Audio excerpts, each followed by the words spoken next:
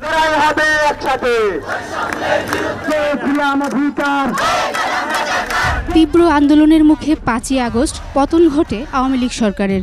সেদিনই দেশ ছেড়ে ভারতে যান দলটির সভাপতি শেখ হাসিনা। গা ঢাকা দেন সরকারের মন্ত্রী, এমপি সহ নীতি নির্ধারণী পর্যায়ের ব্যক্তিরা। কেউ কেউ আশ্রয় নেন সেনা হেফাজতে।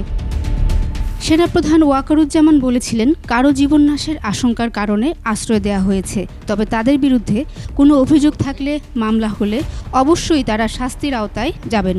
তাদের বিরুদ্ধে যদি কোনো অভিযোগ থাকে, মামলা হয়, অবশ্যই তারা শাস্তির আওতায় যাবেন। ওবায়দুল কাদের সহ বেশ কয়েকজন মন্ত্রী, এমপির নামে হত্যা মামলা, মানবতাবিরোধী অপরাধ ও গণহত্যার অভিযোগ রয়েছে আন্তর্জাতিক অপরাধ ট্রাইব্যুনালের তদন্ত সংস্থায়।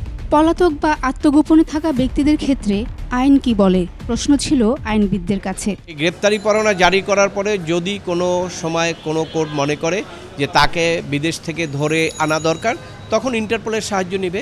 বাংলাদেশের বন্দি বিনিময় চুক্তি আছে শুধু ভারতের সাথে। অন্য কোনো দেশে থাকলে বন্দি বিনিময় চুক্তির বাধ্যবাধকতা নেই। পুরোটাই নির্ভর করে কূটনৈতিক চেষ্টার উপর। অন্যান্য দেশগুলোর সাথে যেসব পশ্চিমা দেশে তারা পালিয়ে গেছেন বলে আমরা জানতে পারছি বা শুনছি, তাদের সাথে আসলে কোনো বন্দি বিনিময় চুক্তি নেই। ফলে তারা বন্দি বিনিময় করতে হবে বা এখানে একটা মামলা হলে তাদেরকে ফেরত পাঠাতে হবে, এটার কোনো বাধ্যবাধকতা নেই। ভারতের সঙ্গে বন্দি বিনিময় চুক্তি আছে তো। 7 সিস্টারের একজন যে এখানে আমাদের এখানে ছিল, তাকে ভারত বন্দি বিনিময় চুক্তির মাধ্যমে সে নিয়ে গেল না। তবে আইনে বলা আছে, ফৌজদারি মামলার আসামি পলাতক থাকলে পত্রিকায় বিজ্ঞপ্তি দিয়ে তাদের বিরুদ্ধে মামলা চলতে আইনগত বাধা নেই। ইচ্ছাকৃতভাবে পালিয়ে থাকেন ফৌজদারি অপরাধ করার পরেও তার জন্য আসলে অনির্দিষ্টকালের জন্য অপেক্ষা করে বসে থাকতে হবে, আইনের ব্যাপারটা সেরকম না। তাদের অনুপস্থিতিতেই বিচার হবে। 250-টিরও বেশি ডিজাইন অপশন নিয়ে ওয়ালটন স্মার্ট ফ্রিজ, বোঝে আপনার প্রয়োজন। এদিকে ট্রাইব্যুনাল আইনে পলাতক বা আত্মগোপনে থাকা আসামির ক্ষেত্রে রয়েছে সুস্পষ্ট নীতিমালা। অ্যারেস্ট ওয়ারেন্ট জারি হওয়ার পরে তাদেরকে পলাতক বলা হবে। তারপরে তাদেরকে খোঁজার জন্য কনসার্ন পুলিশ, কনসার্ন আইনশৃঙ্খলা বাহিনীকে একটা আদেশ দেওয়া হবে ট্রাইব্যুনাল থেকে।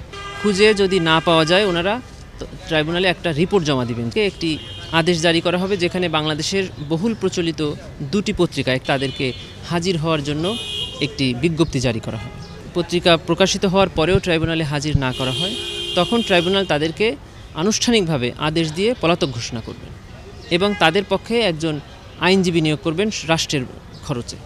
সেই আইনজীবী তার অনুপস্থিতিতে ট্রাইব্যুনালে তার বিচার কার্যে অংশগ্রহণ করবে। এছাড়াও দুদকের আবেদনে সাবেক 18 মন্ত্রী, প্রতিমন্ত্রী ও 8 সংসদ সদস্যর দেশ ত্যাগে নিষেধাজ্ঞা দিয়েছেন আদালত।